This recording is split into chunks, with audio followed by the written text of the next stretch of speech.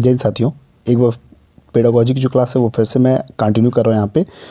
जो डीएसएसबी और केबीएस जो भी तैयारी कर रहे हो उनके लिए समझ लीजिए बहुत ही बेस्ट और बहुत ही इंपॉर्टेंट क्लास साबित होने वाली है, क्योंकि हम बेहद ही सिंपल क्वेश्चन से मॉडरेट क्वेश्चन तरफ बढ़ रहे हैं। अब हमारा टाइम मॉडरेट क्वेश्चन तरफ आ चुका है, तो हम मॉडरेट क्वेश्चंस को देखेंगे जो डीएसएसबी और केबीएस में पूछे जाएंगे। तो चलिए हम अपने क्वेश्चंस देखते हैं। उससे पहले मैं आप सभी से कहना चाहूँगा, जो भी इस चैनल पर नए हों या पहली बार आए हों वो चैनल को सब्सक्राइब करना ना भूलें और साथ ही बेल आइकन जरूर प्रेस करें ताकि उनको अपडेट्स जो हैं टाइम टू टाइम मिलती रहे। तो चलिए क्लास हम अपनी आगे बढ़ाते हैं।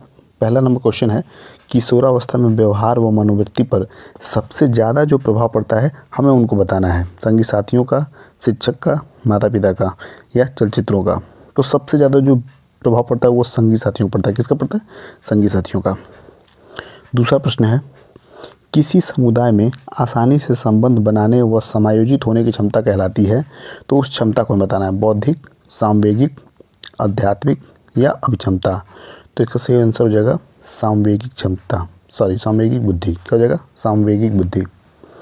तीसरा प्रश्न है, निम्न में से कौन सा शिक्षण का व्यवहार नहीं है?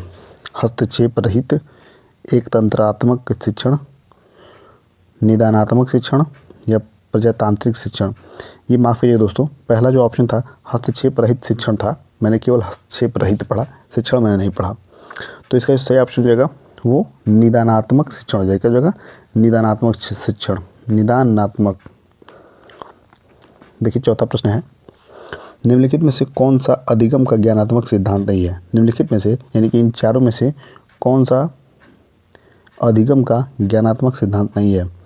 अनुकूलित अनुक्रिया सिद्धांत, सामीप्य संबद्धवाद, प्रबलन सिद्धांत या क्षेत्रीय सिद्धांत।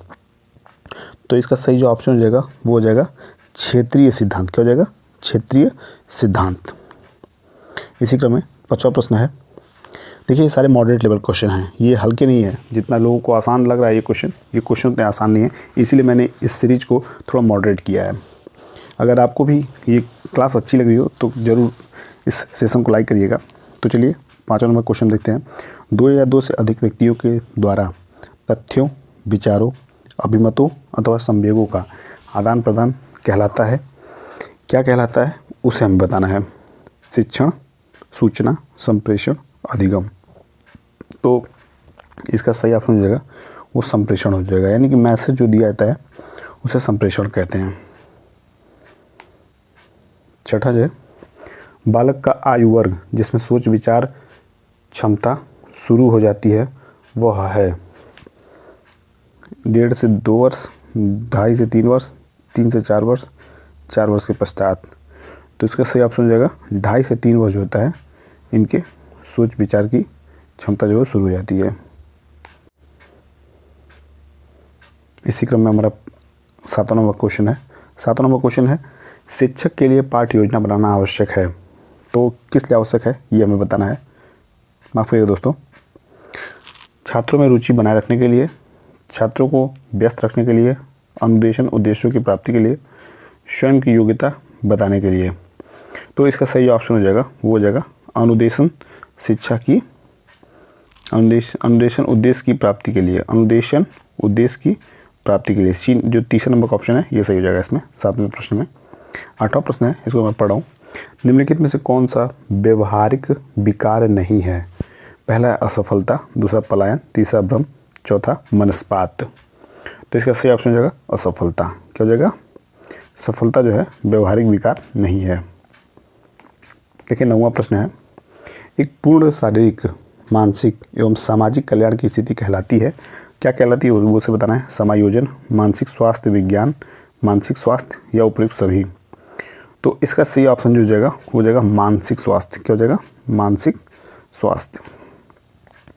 अब इस सीरीज का जो है आखिरी और मोस्ट इंपॉर्टेंट क्वेश्चन 10वां क्वेश्चन है, निम्न में से कौन सा अशाब्दिक संप्रेषण का उदाहरण है? देखिए अशाब्दिक संप्रेषण जो है ये हर हाल में सबको पढ़ना चाहिए और इस टॉपिक को जरूर पढ़ लीजिएगा। मेरे तरफ जो क्वेश्चन जो मैं तय करा रहा हूँ वो तो होगा ही, लेकिन आप भी एक बार अलग से इस टॉपिक को ज़रा पढ़ लीजिएगा क्योंकि ये बहुत इंपॉर्टेंट टॉपिक है।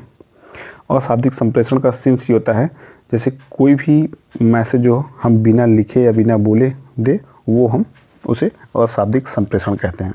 तो पत्र होगा नहीं, पोस्टर होगा नहीं, समाचार पत्र होगा नहीं, वो छू के होगा। क्या होगा? छू के होगा, छूना। तो इस तरह जो इम्पोर्टेंट क्वेश्चन थे वो हम यहाँ समाप्त करते हैं, और इसी उम्मीद के साथ मैं यहाँ क्वेश्चंस बना रहा हूँ, यहाँ इतनी मेहनत कर रहा हूँ कि आप भी जो है बहुत मेहनत करते होंगे अपनी तैयारी को कंटिन्यू करने में। तो हम और आप इसी उम्मीदों पे अपने पेपर तक तैयारी करेंगे, पूरे मन से करेंगे, जितनी हमारी पास एबिलिटी है, जितनी हमारे पास क्षमता है उसको वहाँ लगा करेंगे। मेरी तरफ से आप सभी को ऑल द बेस्ट। आप अपनी तैयारी अच्छी रखिए, हर हाल में आपको सफलता कदम चूमे आपकी। फिर से मेरी तरफ से ऑल द बेस्ट। फिर अगली क्लास में मिलते हैं इसी जोश, इसी उमंग के साथ। तब तक के लिए बाय बाय, टेक केयर।